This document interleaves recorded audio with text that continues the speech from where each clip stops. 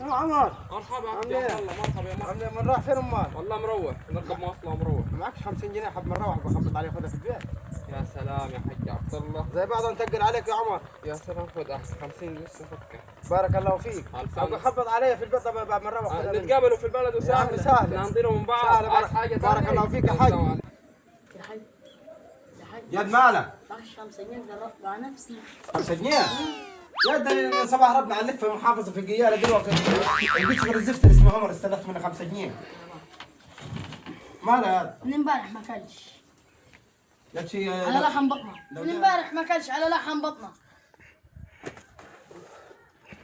ياك شي لو الواد عمر خبط قول له ما قعدش. ما نجيب له حاجه كده. يا ده عم اقول لك مستلف 50 جنيه من الزفت اللي اسمه عمر. بالي بالك يعني عشان ما يقول سيبها نايم. أنا يا حاج عبد الله. حاجه اجيب السلفه جاي. مين؟ أنا يا حاج عبد الله.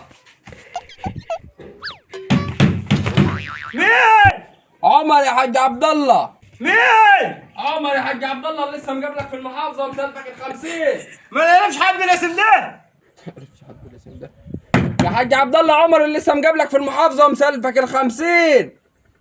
يا حاج عبد الله. قول له ما قعدش. اقول لك ابويا ما قعدش. أبوك هيقول لي ما قعدش. قعدش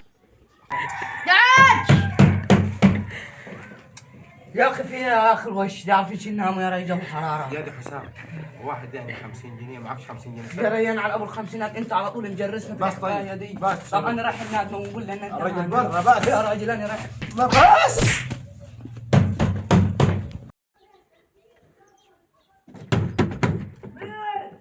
يا حاج عبد الله، عمر يا حاج عبد الله. ابويا ما قعدش. منها تفرق معاه بجيبهم لك البيت.